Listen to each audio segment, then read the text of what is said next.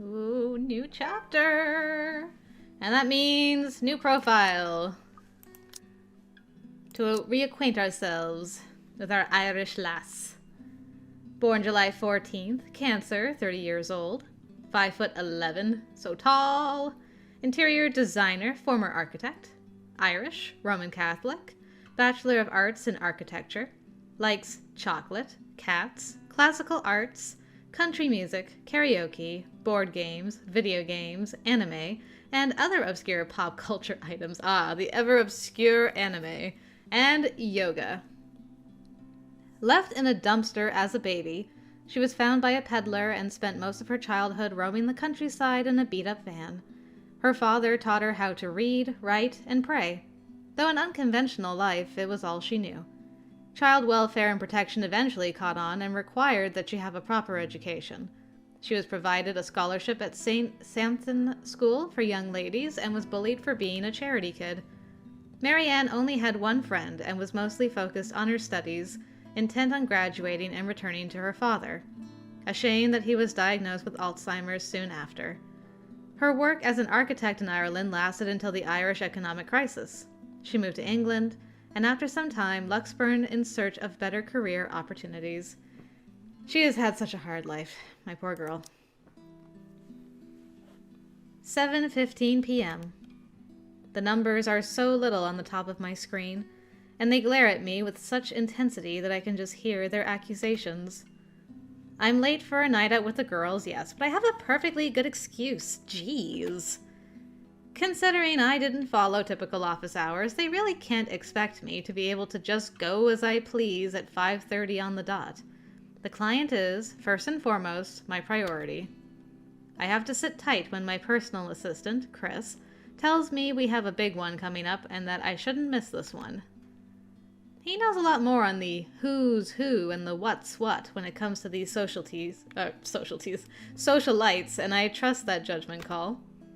I really don't have time for rich people, their drama, and their politics. Trying to make out what is on her screen. Still. After all this time.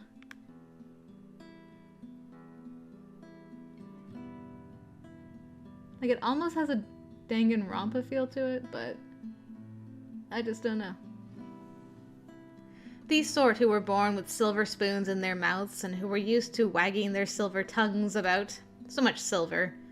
I let him handle the negotiating with them for the most part. Why else would I have hired him? But he told me I'd receive a message about it an hour ago. Now, if only he has the full shilling when it comes to the time. Come on. I have a social life too, you know, to an extent. Sort of. Pressing my head against the table, I try to stave off an oncoming headache when the notification for a new email pops up. All I'm expecting is a, "Hey, this looks like a good project I found. Go send them a design," or something like that, really. That's how it often goes. Even with these rich, jammy clients who's heard of me from their equally rich, jammy friends, I can't expect them to hire me right off the bat. Which is all well and good and reasonable. We figure out what they want, send them my portfolio, my drafts for their projects, my rates, and hope for the best. This is a big client, Marianne. I'll babysit Baruthiel for you. From Yoohoo.com. Just please take this one project. I promise this person is huge in Luxburn.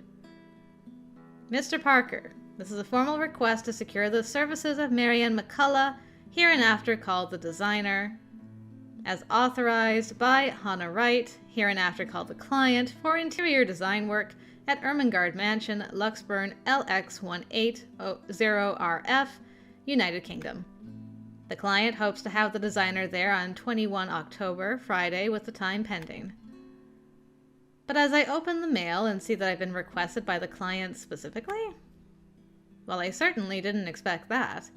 And it's pretty straightforward, too. Anyone else would probably be excited. They would be working with the Hannah Wright.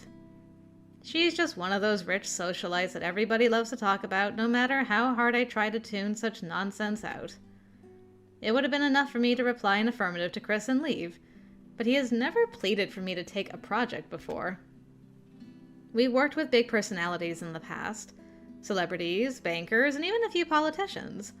My PA had been indifferent about those. So the question bounced about my skull before I spied one of the email attachments. A newspaper clipping from the Luxburn Daily's business news section, boasting the headline, "Wright Enterprise donates £2.5 million to refuge." It certainly caused quite a stir back then. I'm going to reread this article. Wright Enterprise donates £2.5 million to Refuge UK. At the grand opening of a new Wright Hotel last Wednesday, our local billionaire couple, Luke and Hannah Wright, announced the donation of £2.5 million to help Luxburn Refuge keep their services open. Unexpected, but certainly welcome. This follows only a month after the couple's previous donation of the same amount to Save the Children UK. One of the largest donations, this amount will help keep the safe house in Luxburn open for several years. With this money, Refuge can keep helping women, children, and victims of domestic violence. There are rumors as well as the charity talking with the couple and looking into building a local center equivalent to their Gaia and Athena locations. These rumors have come to us due to one of the Enterprise's employees mentioning the project EOS. Apparently, they had invited businessmen and socialites everywhere in the guise of it being some big business announcement. $2.5 million and an expensive-looking party to boot. These people sure know how to throw their money around. Not that I should be so callous. They're going to do a lot of good and help a community of people with all those pounds. I, of all people, shouldn't criticize such acts whether they were for show or not. At the very least, I know they'll be able to pay my rates. With the headline out of the way, however, I find myself staring at the picture that came along with the clipping. Because, wow. Here I am, expecting a sour old woman in a blazer and skirt. But the woman that was plastered on the front page looked like she belongs on the front page of the entertainment section, or even, if I am to be crass, as the pinup for a glamour. Okay, I'll be real here. A men's magazine. She sure knows how to rock that dress. Wait. Her hair, her eyes, her lips. She can't be her. And at the same time, she is her, only several years older. She looks just like... No, come on, Mac. The world is full of pretty blondes. It's just a coincidence. With a shake of my head, I snap out of it and reach out for my phone when it buzzes, nearly falling off my chair in the process. Who else would be on the other line but the very people waiting for me? Oh, piss. I'm so sorry, Cam. I'm on my way. That's what I say.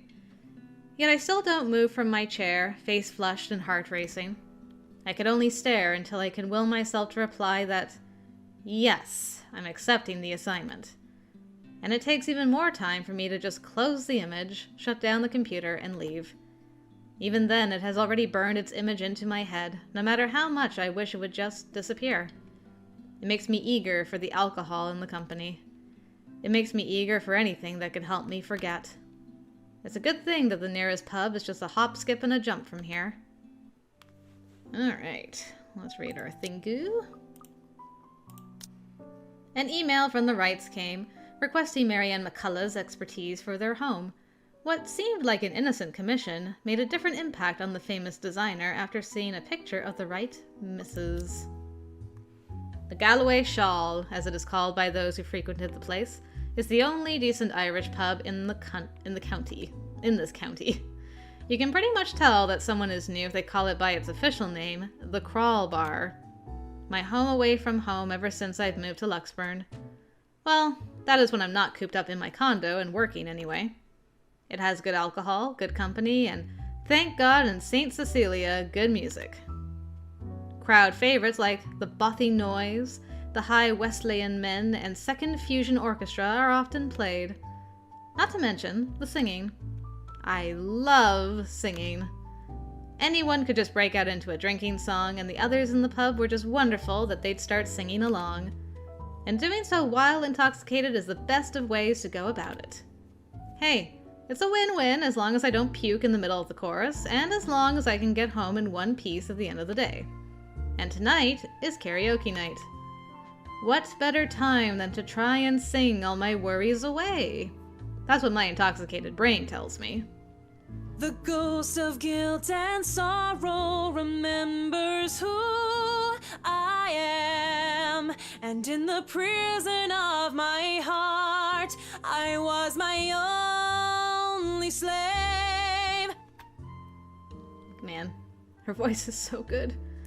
But drinking only reminds me of my home, and the thought of home makes me think of her. But in the depths of my cold soul, I'll leave the burden and despair. It makes me nauseous.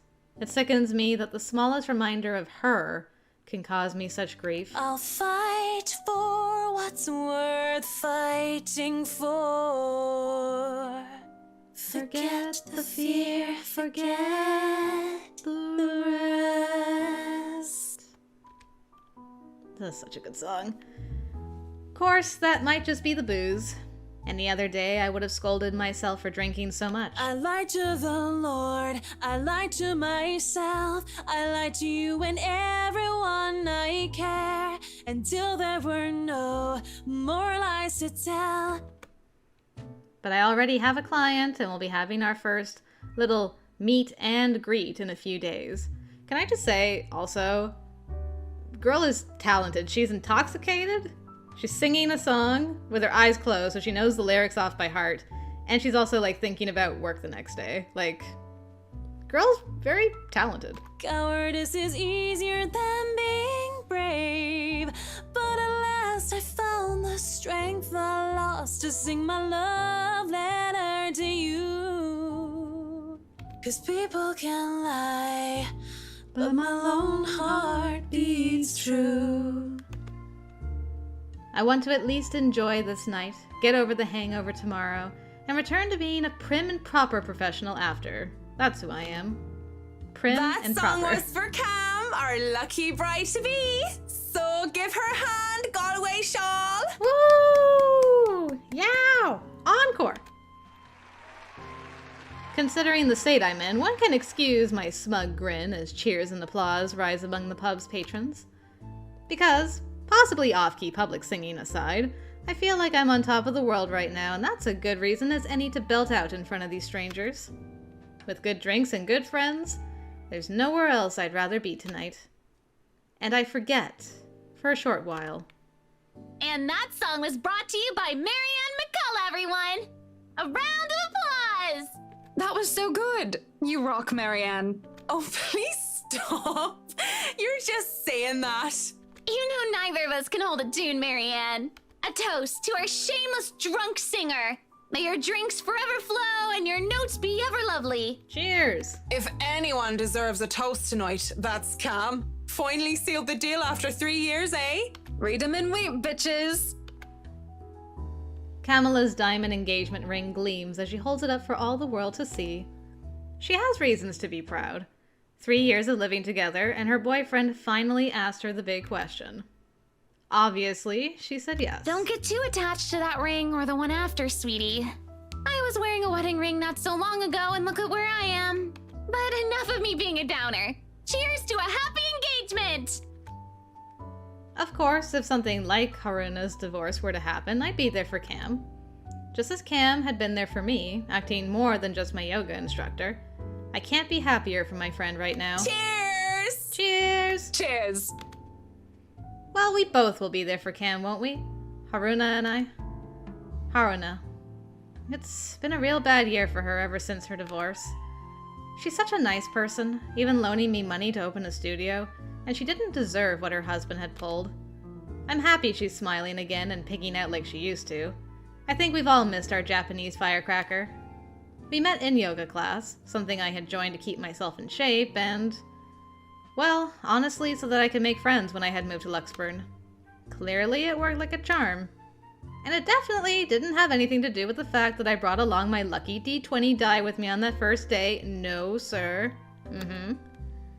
I love these girls so much. What about you, Marianne? You're 30 years old and you still haven't got yourself a man. Oof. And you guys know I have a very busy schedule. I don't have time for that. Ain't nobody got time for that. Oh, come on. That's a lame excuse and you know it. You need a man who'll take care of you and you need it now. Maybe some hunk who'll be your house hubby while you rake in the dough. I'm quite capable of taking care of myself. Who needs a Mr. Right?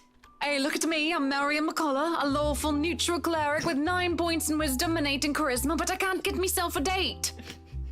So rude. I mentioned druids and demons once. Once! They don't even know the rules or understand what the numbers mean.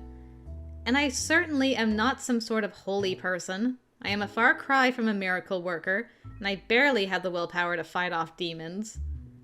Especially my own. Actually, maybe she isn't looking for a Mr. Right, but a Mrs. Right. I just love that joke. That is such a good joke.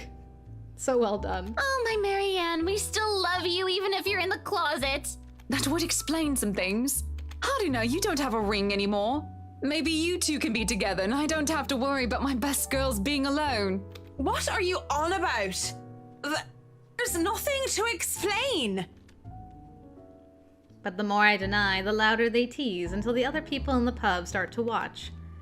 It doesn't help at all when Haruna drapes her arm over my shoulders and leans in. Will I be all yours then? Will you be making me feel like a woman?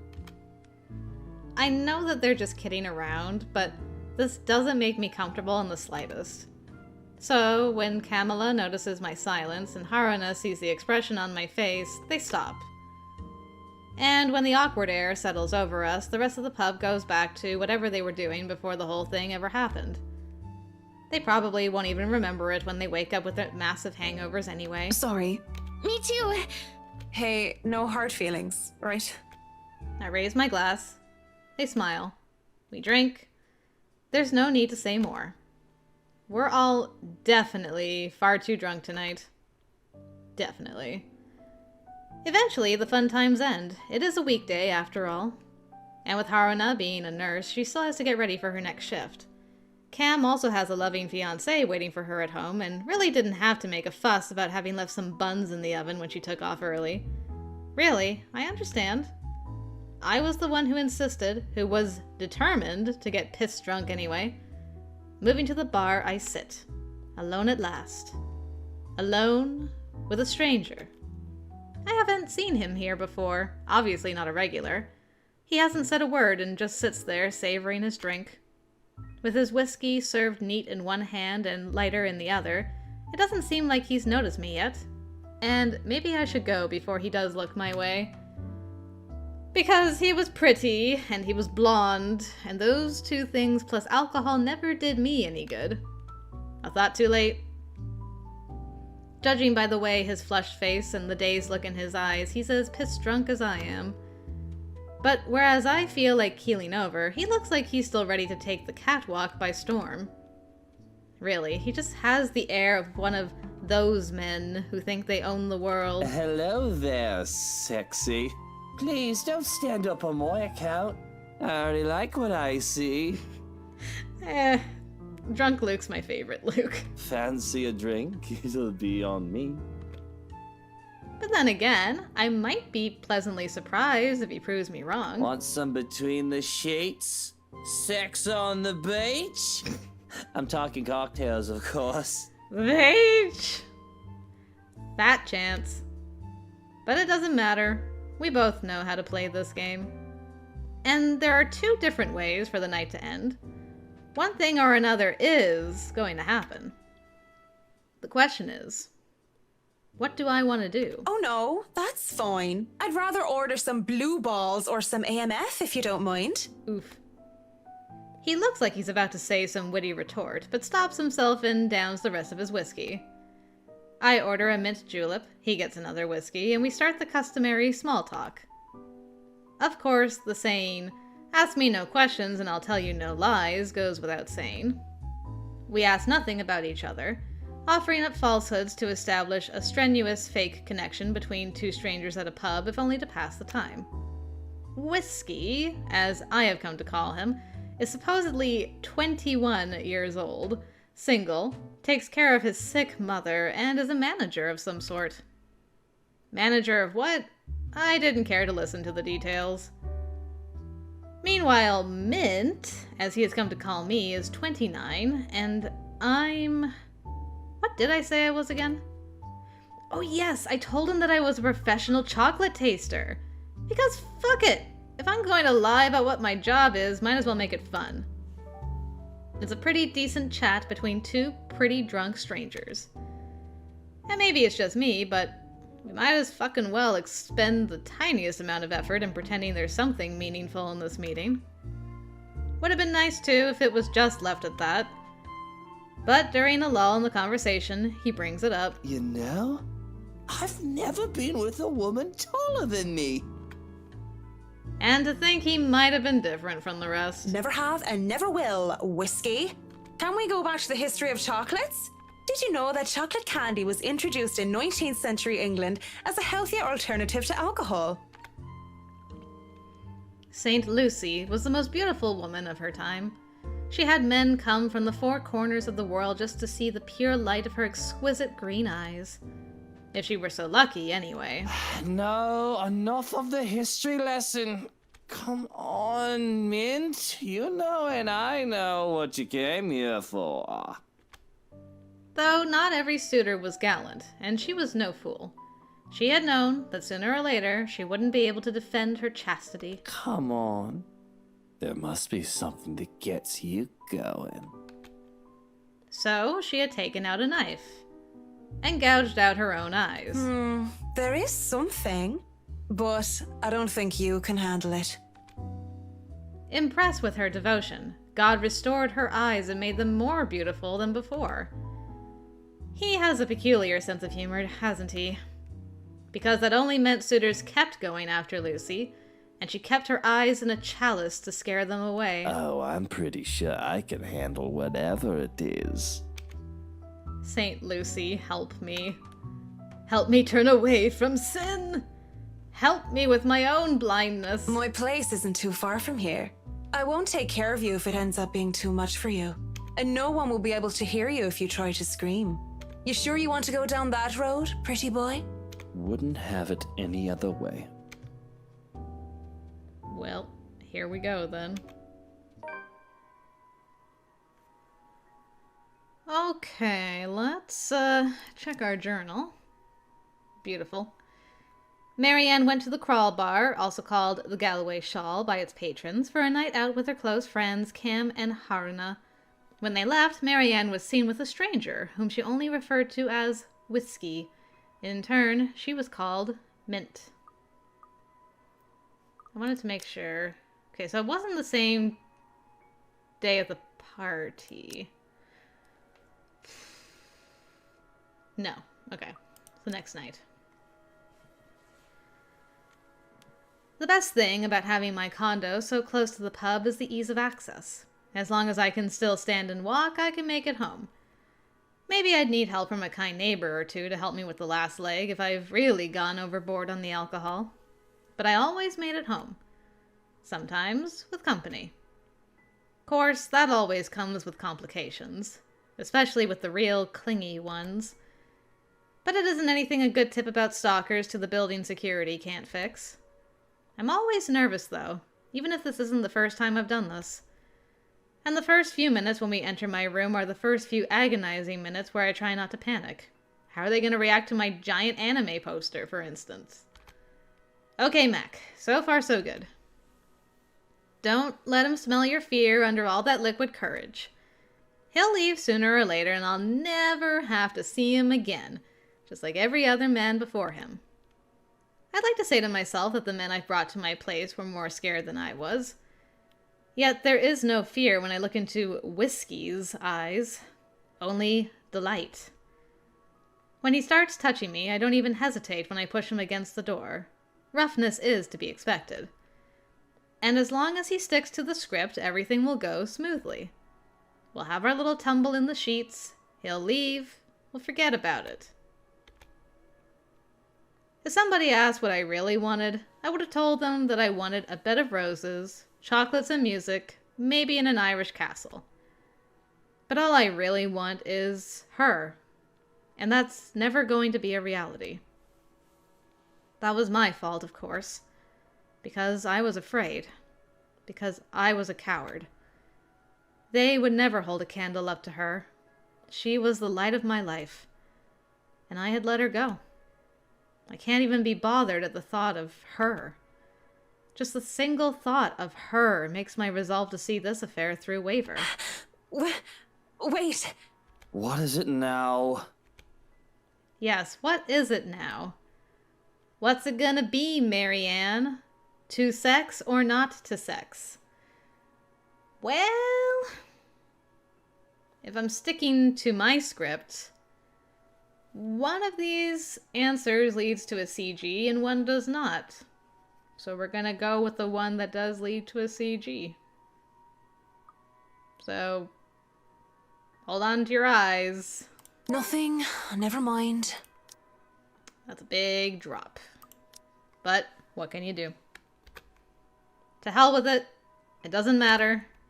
I'm just doing this for the exact same reason I brought a man home before and the one before that. I didn't care about any of them. They were all nothing. Less than nothing. We part for air, and he all but rips my belt off without even bothering to take off his own jacket. We somehow make it safely into my bed, and I don't even feel it as he pins me down. Woof, man, the CG. This isn't about pleasure. It is about punishment. There is nothing gentle about the kiss between us. It's all tongue, teeth, and roaming hands. There is no passion, only a need. I don't know about him, but I'm not doing this to feel good. I'm not some nymphomaniac who gets wet at the thought of bringing random strangers to my place for a lay. It's ridiculous how, under the professional facade I like to put up, I do these sordid things. If any of my clients can see the Marianne McCullough now, all boozed up and having rough sex with some bloke from the bar, well, that's none of their fucking business, really. But still. Everything after is a drunken blur. Not that there's much to remember in the first place. These one-night stands were always the same empty, meaningless sex. Flesh coming together, smelling of booze and sweat. Mother of God, pray for us sinners. I'm too busy trying to remember her hands touching during it all. I'm trying to remember her lips that kissed me. But how can I remember something that never happened? When all is said and done, all he has to say is... You were saying something while we were at it.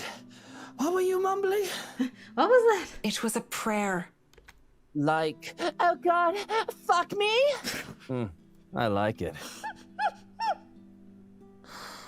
I can't with this guy. No, it was a real prayer, sir. A prayer for forgiveness.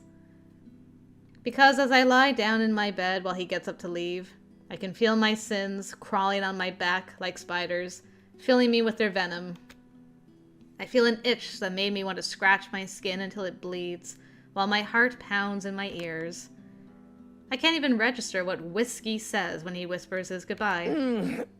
Thanks for the good time, Marianne. Wait. Wait a minute. Wait just a minute. How'd he figure that out so fast? Marianne and Whiskey went back to her condo after having one too many drinks. Despite having second thoughts, Marianne still slept with the stranger. Before leaving, he thanked her for the good time. Little did she know how terrible this was going to be for everybody. The mornings after are always the loneliest. What happened to my mouth there? Although that I can simply brush off. I've already gone through several years of my life with only the fleeting company of others. Always nothing permanent. After her, there never was. I'll live through this. The regret, though. It's the one that stays and weighs. But there is no time for self-pity. I have a job to get ready for. I have a job to do. It isn't often that I think about drinking on the job. But after meeting with the Wrights yesterday really makes me want to break my self-imposed rules. Because first off, fucking damn Whiskey was fucking damn Mr. Right. And to top it all off, they had somehow forgotten to inform me that they didn't own the Ermengarde mansion yet when they hired me. What sort of person does that? Ugh, rich people. Literally the worst. I could do nothing but twiddle my thumbs at this, however. Twiddle my thumbs and wait for the go signal. It's not like I can accept other smaller projects. This is a big job, and I should be ready to start on it at any time. Not to mention that my PA practically begged me to be patient and wait this out. It was a hard decision to agree, but I did so in the end. Besides, I'm doing this for the Ermengarde mansion, not for anything or anyone else. I'd have a headache whatever I do anyway. I'd go to the pub again, but seeing what happened a few days ago, I'd rather not end up in bed with another potential client. And it might be a huge leap in logic, but a library is the next best thing after the pub. I have to go there anyway. I need more books. For Dad. Plus, I also need to return the ones I borrowed last time. Finding a new book or two to read for myself while I have nothing to do isn't such a bad idea either. So on a Saturday morning, I find myself going to the only library in Luxburn to hopefully cool off. After returning an Urzuli and a poetry book by Henry of Podebrady, I asked the librarian about the several titles on my list, though I don't have much luck on that front. Dialogue with Death has already been snatched, and she bluntly said that she did not keep Our Mathematical Universe for someone who didn't return books on time. I make headway at least when I ask about Siege and Rendition of Havana by Jacobo de Pezuela. If you count her snarling and pointing at the history section as headway, that is. The history section is devoid of any other except for myself and a redhead, though I'd wager I guess that Red's just passing by to get to the classical literature section. So many books, so little time. Scanning the books and seeing so many wonderful titles gives me great pleasure. And that's when I spot it. Hello, sailor. Why don't you come to Mama? It's not the naval battle book I was looking for, no. It's even better. The newly acquired History of Luxburn Architecture, first edition, too. I know I just have to get it. I've been waiting to get my hands on the book for so long. The fact that there is only one copy proves to be a problem, though, when Red reaches out for it the same time as I do. I think I had this first, miss. I can only stare her down when she refuses to let go of the book. Refusing to let go of it as well, I raise a brow at her in the hopes that the fact that I was significantly taller than her would intimidate the girl. Even then, she refused with a rebellious look. This isn't exactly light reading, miss. I mean, do you even know which architect was at the forefront of 18th century Irish architecture? Uh-oh. You don't want to go down this road, Marianne. A beat. She blinks, and I can't help the smirk on my face, which is wiped off when she opens her mouth. Edward Lovett Pierce, who established the Palladian style through his work with Castletown House and the Irish Houses of Parliament. This bridge was destroyed in this year to delay French troops while under the regency of Mary of Guise. This is not what I was expecting. Let's be honest, how many people would know these history facts? Aside from me, anyway. Going right to the obscure ones, aren't you? Easy enough. Tullybody Old Bridge in Clackmannanshire, Scotland, on the January of 1560, if we want to be specific. Suddenly, it's a game where we throw these history questions and facts at each other, back and forth in hushed tones unless we want to be thrown out of the library. After a while, it goes from some strange competition into this strange but friendly banter, if it could be called that. But as fun as it is, the exchange soon slows down until we're grinning at how odd this whole scene is. Marianne McCulloch, my desire for potatoes doesn't quite match what the stereotypes suggest. Rebecca Gales, the Scots' supposed hatred for the English wasn't enough to stop me from teaching their little spawns. So good. By then, we had forgotten about our little tug of war, although she still holds the book in her hands. I had let go of it without realizing when she answered my first question. History teacher, then? Got it in one. No wonder you gave me a run for my money. Now, if we're talking about architecture, I'd blow you out of the water. You're from where? Luxburn Uni? Oh no, just St. Goretti's. Ah, yes, Saint Goretti. You'd think a school would choose a more appropriate saint to name themselves after, especially when they have very young students. And I'm guessing you're an architect, if you're so confident about the subject. Interior designer, Miss Gales. Please, just call me Rebecca. You aren't one of my students, are you? Marianne, then. I could have said that I was an architect, but there's no point in explaining why I wasn't one anymore. So, I've never seen you before. I'd like to think I've met every history aficionado in town. I blame the rock I've been hiding under, of course. That, and I'm usually only here on the weekdays if time allows. Work often has me meeting clients on the weekends. That must be interesting work. It allows for some creative freedom, sure, but it's like working with children sometimes. Though you probably have it harder working with actual children.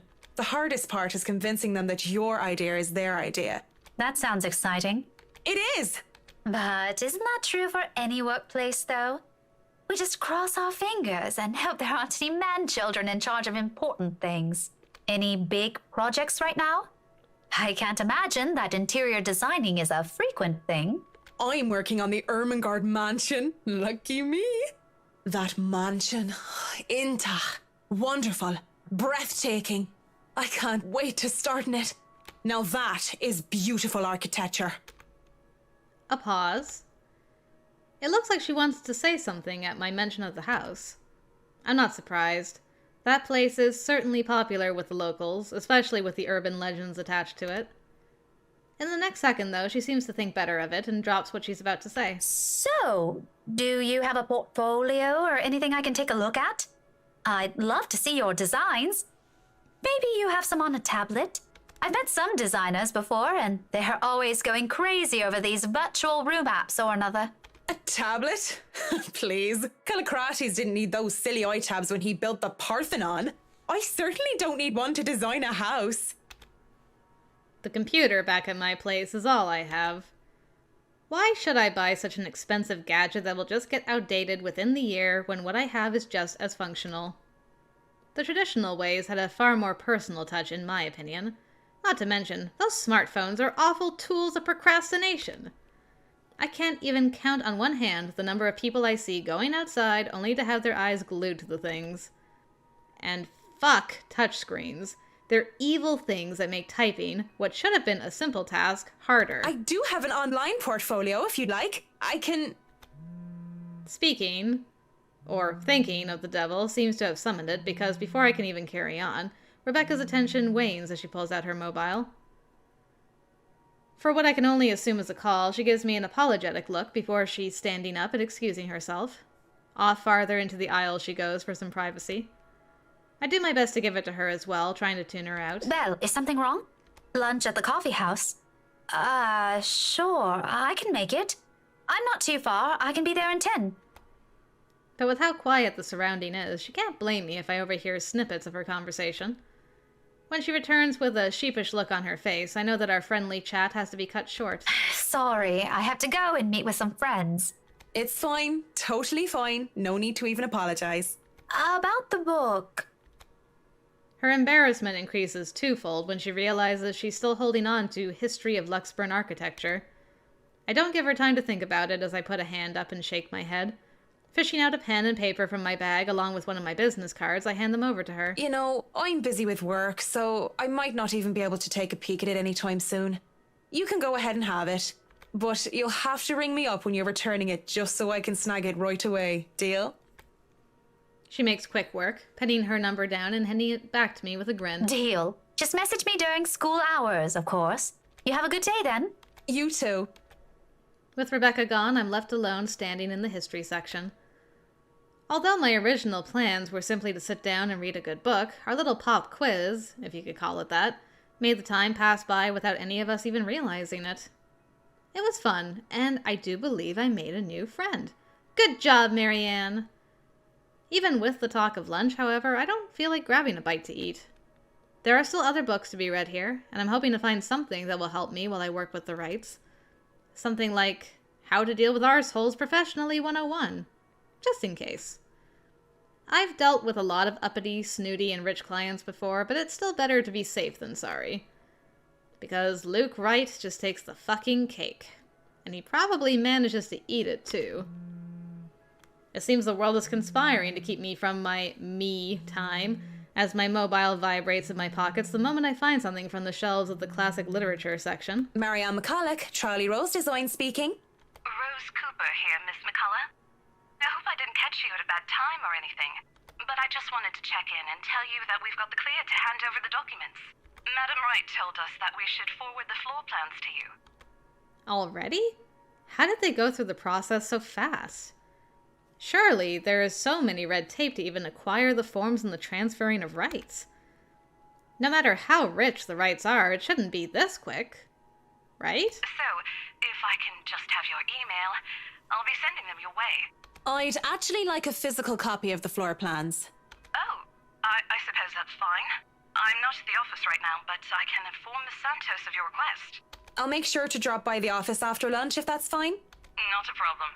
Right. Well, cheers. Right. Cheers. I don't know. I just don't. Is there some sort of deeper miscommunication when we last met? These things take time. It's been... what? A day? Less than that, even. There isn't even a point in trying to make sense of these people who seem to be larger than life.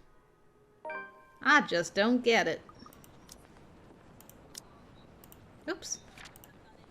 It's this one. Marianne befriended Rebecca Gales during a visit to the library. Marianne received a call from Rose Cooper afterwards, informing her that the Ermengarde Mansion's floor plans were ready for pickup at their office. As it looks like I'm on the clock starting today, I might as well eat. Grabbing some fish and chips from one of the street food stalls, I find a table to spend time with a copy of Marquis de Sade's The Crime of Love, since Rebecca left with the book I wanted. I've read this one before, along with the rest of his works. This would be the 18th time, in fact. But it's always nice to read through it again when I don't have the time to enjoy something new. Besides, when you're dealing with people so filthy rich that they just end up plain filthy, you need the good old Marquis's sound advice. La blessure se trouvant sans aucune sorte de conséquence. The wound being without any consequence. Of course, it's folly to think that things have no consequence when everything actually does. Briar Realty Corporation's Luxburn branch isn't too far off from the city center. Just a few blocks away, and I can easily eat and walk. I'd rather use this time to rest before I go into a flurry of activity. No doubt there'll be so much to do once we get hands-on with the mansion. Still a lot better than working on another condo, at least. Surely, no matter how much BRC and the old owners put into the restoration and preservation of the place, any big repairs would be superficial at most. I am quite certain that, in their haste to sell the property, they did a rush job. It isn't an infrequent thing to do, despite how it is frowned upon. There'll be a lot of hidden issues that I will need to weed out, and I have to make sure I find every single one of them, especially the more serious damages. Structural integrity is definitely on top of the list we will have to consider. The building might look sturdy, but is centuries old. That alone will likely pose a few problems here and there, put limitations on what we can do. Besides, despite how much I detest these rich snobs, they can pay rather handsomely, so long as I do an excellent job and do more than necessary. Those two things always made sure the referrals keep coming. I don't even have to hunt down projects for myself. When I do go up to BRC's office, I can't help but stop and stare when I enter the building. With the lunch hour closing, employees should have been back already, if they still aren't filtering through the doors. I get that it's a Saturday, that people probably feel tired and lazy to be working on a weekend, but they're still on the clock, and not bumming about wasting company time on extended lunch breaks and cigarette sessions. The office is spacious, as it is with these big corporations. Each person is given their little space of what's usually a 2x2 meter cubicle. There's a lot more empty chairs than there are actual people working at their desks. It reminds me far too much of my last day at Porskova Projects during the massive layoffs due to the Irish economic crisis. But it isn't just that, though. Everything is as quiet as a grave. It's as if these people are merely ghosts. Speaking of ghosts, Santos comes in through the door looking as if she's just seen one. Haha, if you only knew. She looks at me, wide-eyed like a deer caught in the headlights, ready to bolt at any moment. I'd ask, out of concern, but I feel it's not my position to do so. What if it's something personal? I'd simply be overstepping my boundaries. Really, it's none of my business. I presume that Miss Cooper told you why I'm here, Miss Santos? Huh? Oh, yeah. Sorry, I just got back from lunch, you know? But it won't take too long. Don't worry. Of course it won't. This whole project has established itself to be a matter done in haste. I do hope it doesn't mean that people are being careless in their duties. She flinches and looks like she doesn't quite know how to respond to that. Thankfully, instead of opening her mouth, she leads the way towards her station and goes to fetch the floor plans. It won't take too long, as she said, but it does take a bit. Time spent to compose herself, most likely. You know, we usually just email these things. I prefer the real thing. Not that you would know. You probably have your nose stuck in front of a smartphone when you're not working, and even when you should be working, playing those mindless, addictive games. I definitely wish Chris would stop playing that bat-cat thingy during work hours, too. I know what you mean. Digital painting is nice, but nothing beats the smell of real paint. Not that I go and smell paint like a crazy person, but, you know, the real thing is different. Wait, what? Yes, nothing is quite like the real thing. Checking out the floor plans, I see that I'll have a lot going for me. Now I know how Ray felt when he found the Central Park West building floor plans from that one movie. This is why I became an architect in the first place. Jacobean style at its finest. It's a thing of beauty. Look at these gorgeous rooms, the delicate harmony between empty spaces. And speaking of empty spaces, there's something rather odd about these ones. I feel a bit silly saying it out loud because I've never lived in a big house, let alone a mansion. But during the tour, I had the distinct impression that the rooms were bigger. Maybe the scale is wrong? It's not much of a problem. And it is an old house. There had been little details here and there that I would have liked to address during the open house, too. But it was all forgotten in the wake of Miss Santos's incident and the trouble with ownership. The wine cellar is going to be a problem. I shudder to think what sort of repairs they did to the place. There might have been things that were swept under the rug, pushed to the dark corner of the rooms, and hidden away in barrels. Water damage could have been covered up.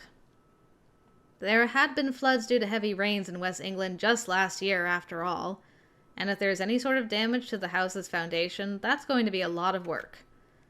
I was not able to look at the attic as well. For all I know, a whole family of vermin could have made their nests there. Working with pest control is always the worst.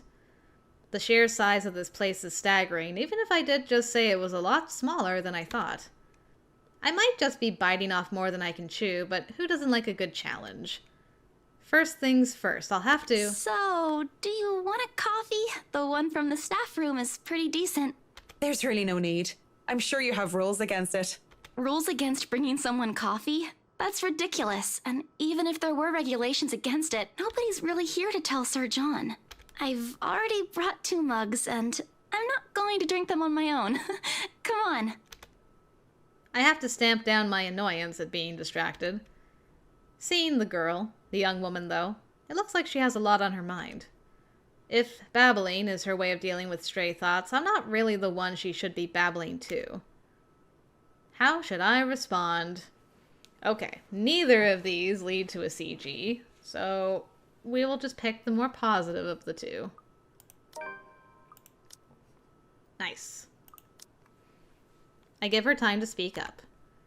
But when she just stares, I clear my throat. Yes? You have something to say? An embarrassment creeps up on her face. I snatch one of the coffees from her and take a sip. Too hot. Just thinking and speaking off the record, it must be fun what you do. You go to people's houses and you make them, well, pretty. You're sharing your art with them. It's a little bit more complex than that. But if you put it that way, it is fun. I wouldn't have done it for 7 years if it wasn't a little bit fun, I guess. These big clients always have paintings in their homes. Do you have a supplier for art pieces? I didn't expect to hear such a question from her, seeing how well she handled herself yesterday. I didn't doubt then why she was assigned to an important sale like the Ermengarde mansion, despite the little accident she had. Now she just looks too young, too nervous, and unsure of herself. Although her enthusiasm must make up for that in spades. In fact, I wouldn't have believed it if she had introduced herself the way she is at the moment. Why, watching her now, she actually looks like she should still be in college. Acts a bit like it too, when I think about it. I thought she was a teen slumming it out in the mansion when I first saw her there, lying on the ground. Surprise, surprise, she turned out to be one of the estate agents handling the property. I don't even know what to make of that whole meltdown that happened with that strange document. If I were the client, I would have been very upset. She'd be in hot water for it. The clients usually support artists of their own choice. If they don't, I'm always happy to refer those that I know. That's cool. They're very picky. I don't think a hobbyist will have an easy time getting their work sold. Hey, I'll have you know I was a student of the fine arts. And yet here you are, selling property. Maybe you weren't a very fine student of the arts. Oof. Maybe I took that a bit too far. She bites her cheek, and it looks like she's barely holding herself back. It's not like I had a choice. She mutters it under her breath. I barely even hear it. But the hurt is there. And it makes one wonder what brought it on. Although, it is understandable if her reason's what I think it is. Very few people make it big in the art world. I can see why she'd be upset about it, with that enthusiasm. I didn't have a choice when I left Ireland. It was that or years of unemployment. The recession and the toll it took in the construction industry was out of anyone's control. I don't know what choice she wasn't able to make, whether it was about her being at art school or something else. But the world isn't a fair place. And the sooner she accepts it, the better. Still, with that forlorn look on her face, I can't help but sigh. The girl reminds me far too much of myself when I was younger. Well, if you're thinking of commissioning your paintings, I'll have to see your work first. Oh, it's not... I didn't mean it like that. I don't have any paintings. Really? You sounded a lot like you still did art or want to. Now I'm starting to worry that you might just like the smell of paint. I'm not a paint huffer, sheesh. I don't know. I just mean I don't make much anymore. I don't really have the time for it. The tools and materials aren't exactly cheap either. Everything has a price. It sounds like you're making excuses for something you're presumably passionate about. If you really want to practice art, a little out of your wallet isn't much. It's not that simple. It's not? Life's simple. People just like to make it complex. Speaking off the record, I have some advice for you, kid. Either go for what you want, or stop thinking about it when you have something else. That is unless you enjoy making yourself miserable, then by all means. You know, if you wanted to look at the floor plans without me bothering you, you could have just said so. Would you have left me alone? We'll never know now, will we? Oof. Well, that went well, I feel. I think we handled that very well. Marianne visited BRC to pick up the floors plans. She was assisted by Isabella Santos, and the two shared a brief talk about art, which ended with Marianne leaving a piece of advice to Isabella. I mean, it was some pretty good advice. Could have been delivered in a more kindly way, but it was still decent advice. A strained air settles in the room afterwards. It doesn't help that she doesn't immediately leave, as she has said, lingering awkwardly by the door with that downcast expression. It's clear there's more she means to say, perhaps even to defend herself and her choices in life. Or is she expecting me to dish out more of that advice? It's an awkward affair, and I choose to hightail out of the realty office as quick as I can. Though I am able to keep myself professional at all times does not mean I like it. And seeing that most of the day has already gone by before I realized it, I choose to head back to my flat instead. Despite today being a Saturday. No fun, but at least this way I can definitely avoid another unpleasant encounter. Considering how much I'll be seeing whiskey in the near foreseeable future, I have a feeling I'll need all the rest the weekend can give me. For the first time in a long while, excited as I am to work on the mansion, I cannot wait to be over and done with this project.